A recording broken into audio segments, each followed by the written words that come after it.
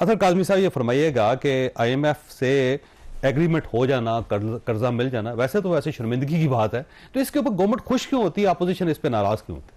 देखिए, ये कोई पहली हुकूमत तो है नहीं है जो खुश हो रही है। पिछली हुकूमतें भी यही कहती थी। जब PTI की हुकूमत आने वाली थी तो उन्होंने तो IMF के पास जाना ही नहीं था, उन्होंने तो खुदकुशी कर लेनी थी, लेकिन फिर वो भी IMF के पास गए और फिर वो उसके फजाइल भी आपको बताते थे। और उसी असेंबली के अंदर खड़े होकर एहसन इकबाल साहब ये भी कहते थे कि ये गद्दार हैं, मुल्क IMF को गिरवी रखवा दिया। और अब इस वक्त रोल रिवर्स हो चुका है। PTI वाले कह रहे हैं कि ये बड़े नायल हैं, देखें IMF के पास जा रहे हैं। देखें, कुछ चीज़ें ऐसी हैं कि हमें ग्राउंड रियलिटीज़ का इदराक होना चाहिए, हमें एक्सेप्ट करना चाहिए, यार हमारी इकॉनमी ऐसी है, कुछ अरसा 1 साल 2 साल 10 साल हमें IMF के साथ चलना पड़ेगा, हमने अपने मुल्क को इसमें से निकालना है। प्लान बनाया ना, कोई प्लान बनाए, उसमें PTI वाले भी दें, उसमें नून लीग वाले भी दें, उसमें पीपल्स पार्टी वाले भी दें। अनफॉर्चुनेटली ये मुझे होता हुआ नजर नहीं आ रहा। और अगर इसी तरह ये करते रहे तो इसी तरह अभी जो तनकीद कर रहे हैं, कल जब इनकी हुकूमत आएगी तो यकीन कीजिए ये इनसे ज्यादा आपको बताएंगे। जावेद चौधरी साहब, आपको तो पता ही नहीं है IMF के पास जाना कितना जरूरी है। तो ये बड़ा अनफॉर्चुनेट है और ये एक अरसे से हम देख रहे हैं कि यही तरीका का। अच्छा प्राइस साहब, देखें एक इंसिडेंट ये हो रहा है कि डोनाल्ड ट्रंप ने कहा जी कि मैं सऊदी अरेबिया तब आऊंगा जब आप ये ऐलान करें कि हम $1000 बिलियन जो है अमेरिका के अंदर इन्वेस्टमेंट करेंगे। और 600 पे मान गया, $600 बिलियन पे सऊदी अरेबिया, अब उससे $1000 बिलियन कर दिए हैं। तो उसके बाद ट्रंप का दौरा होगा। एक साइड पे ये एग्रीमेंट्स हो रहे हैं, दूसरी साइड पे ये एग्रीमेंट्स हो रहे हैं, लेकिन हम इस पे भी खुश हैं। बहुत शुक्रिया। हम खुश हैं, इसमें कोई शक नहीं है, क्योंकि इसी मुल्क में नारे लगे कि हम डिफॉल्ट कर गए हैं, ऐलान होना बाकी है, बस जो है वो फिर ये भी नारे लगे कि हम श्रीलंका बनने जा रहे हैं। ये उन दोनों की बात है जब श्रीलंका में ट्रबल हुई थी। हालांकि श्रीलंका के स्टेट बैंक के गवर्नर इधर आए थे, तो मैंने उनका इंटरव्यू किया और मैंने उनसे यही पूछा था कि आप डिफ़ॉल्ट कर गए, तो उन्होंने कहा नहीं, हम डिफ़ॉल्ट नहीं कर गए, हमने जो पेमेंट्स हैं वो डेफर करवाई हैं बस। लेकिन यहाँ कहा गया कि वो डिफ़ॉल्ट कर गए। जब आप कर भी जाए तो क्या फर्क पड़ता है? मेरा ख्याल है 14 मरतबा डिफ़ॉल्ट। जब आपकी economy at the brink of disaster हो तो फिर वो कहते हैं ना, डूबते को तिनके का सहारा, तो तिनके का सहारा फिर लेना पड़ता है। और उसमें IMF का अब दूसरी बात ये है कि ये 24वां प्रोग्राम है, फिर 25, वो कहते हैं जी आखिरी होगा, हर हुकूमत कहती है कि आखिरी होगा और कोई आखिरी प्रोग्राम नहीं होता। लेकिन ये है कि कम से कम जो हमारी खुशी है वो इस वजह से भी होती है कि इस बार तो ज़्यादा स्पेशली कि बाकी दोस्त ममालिक को भी उन्होंने इंक्लूड कर लिया और इस तरह से आपने दोस्तों का भी टेस्ट कर लिया। दोस्तों की जो कमिटमेंट थी $5 बिलियन की, जब पेरिस में क्रिस्टीना जॉर्जिवा के साथ प्राइम मिनिस्टर की मुलाकात थी, तो ये वहाँ उस वक्त बात हुई थी। कुछ IDB ने कुछ कमिटमेंट की, कुछ सऊदी अरब, UAE और चाइना।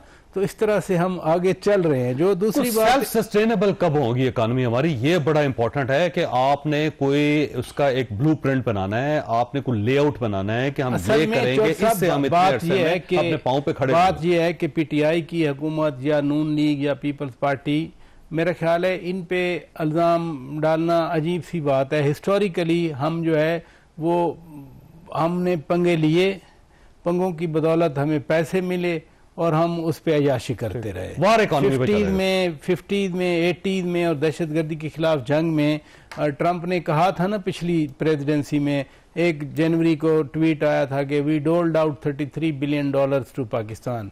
50s में भी कोरियन वॉर पे कुछ हमने जब वो जूट बेचा तो उससे पैसे आए और फिर अमेरिका के साथ बायलैटरल एग्रीमेंट से आए। 80s में सोवियत यूनियन के खिलाफ हमने अपने पांव पे खड़ा होना सीखा ही नहीं है। हमने हमेशा मछली खाई है, मछली पकड़नी हमने नहीं सीखी। अब जो हालात हैं, जिस तरह से इसी तरह के हालात आगे बढ़ेंगे तो हो सकता है मछली पकड़नी आ जाए हमें। हाँ सर, किसी मुश्किल वक्त से गुजर के ही हमें ये सीखना पड़ेगा। वैसे इसके अलावा कोई ऑप्शन नहीं है। नहीं तो इधर से को मामा जी दे देंगे, उधर से खालू साहब जो वहां से पैसे पकड़ लेंगे हम, इससे बहरहाल पाकिस्तान अपने कदमों पे खड़ा नहीं हो सकेगा। अच्छा, ये फरमाया था काज़मी साहब, ये जो सहाफ़ियों की गिरफ्तारी है, पहले कराची में सहाफ़ी गिरफ्तार हो गए, पकड़े गए, आज यहाँ इस्लामाबाद के अंदर भी सहाफ़ी पकड़े गए। पहले तो मुझे समझ नहीं आती कि क्या सहाफ़ी हैं या नहीं है, ये भी एक बड़ी अजीब सी बात है। ये क्यों हो रहा है और क्या कुछ जर्नलिस्टों को भी सीखना चाहिए इससे कि नहीं? देखिए, हम सबको सीखने की जरूरत है, इसलिए कि हमारे हुक्मरान नहीं सीखते, हमारी सियासी जमातें नहीं सीखती। इसी इस्लामाबाद में हमने इरफान सदीकी साहब को भी गिरफ्तार होते हुए देखा, ठीक है, सीनियर सिटीजन है, सीनियर साफी हैं। इसी इस्लामाबाद में आप इख्तलाफ कर सकते हैं, जो मोहसन बेग ने बात की थी, लेकिन मोहसन बेग को भी जिस तरीके से पकड़ा गया वो भी सबके सामने है। तो आज जो उस वक्त तनकीद करते थे, आज वो हुक्मरान है। मतीउल्लाह जान है, मतलब मतीउल्लाह जान को गिरफ्तार किया गया, बहुत सारे लोगों को इस दौर में बहुत लोग हुए। तो मेरे ख्याल में ये जो अब सहाफियों के साथ हो रहा है, वो जो बिलावल साहब ने कहा था ना कि वेलकम बैक टू पुराना पाकिस्तान, अपने हिफाजती बंद बांध लें, तो मेरे ख्याल में सहाफियों को अब हिफाजती बंद बांध लेने चाहिए जो ये कर रहे हैं। अब ये कोई नहीं कह रहा, ना आप कहते हैं, ना प्राचा साहब कहते हैं, ना कोई सहाफती तंजीम कहती है कि अगर कोई आइन और कानून की खिलाफ वर्जी करे आप उसको जरूर बुलाएं, पकड़ें। लेकिन जिस तरीके का तरीकाकार अपनाया जाता है कि किसी को आधी रात गिरफ्तार करना, या किसी की अगर जुडिशल होता है दोबारा एक नया मुकदमा दर्ज करके उसको दोबारा गिरफ्तार कर लेना, उसकी वजह से फिर बहुत सारे शकूक व शुबहात पैदा होते हैं। फिर पीका कानून पे तमाम सहाफती तंजीमों को एतराज है, तमाम जितने भी सहाफी हैं वो उसके ऊपर इतराज कर रहे हैं। तो ये इन सब लोगों को देखने की जरूरत है। बाकी ये है कि end of the day fake news, रियासत मुखालिफ बयानियां, इस किस्म की बातें, वो भी एक इशू है। उसमें सहाफियों को भी कुछ जिम्मेदारियां हमने भी देखना है ना कि हमने किस हद तक चीज करनी है, कैसे करनी है और किस तरीके से उसको कवर करना है। सहाफत का यह मतलब नहीं है कि मैं ट्विटर पे बैठ जाऊं तो आपकी पगड़ी उछालूं, उसकी तहजीक करूं, उसके खिलाफ वो बात करूं। नहीं, क्वेश्चन आप करते हैं, आप चीजों को रेज भी करते हैं, लेकिन उसके भी कोई प्रोटोकॉल्स होते हैं। तो अनफॉर्चुनेटली वो लाइन बड़ी मिक्स हो गई है यहाँ पे, जिसका जो दिल चाहता है वो मेरा ख्याल है गाली को इजहार राय समझते हैं, कहते हैं कि आजादी इजहार राय है कि मैं आपको गाली दे सकता हूं और उसके बदले में आपने करना कुछ नहीं, आपने खामोश रहना है क्योंकि मेरी आजादी है, और अगर आप कुछ बोलेंगे तो फिर मेरी आजादी के ऊपर हरफ आएगा।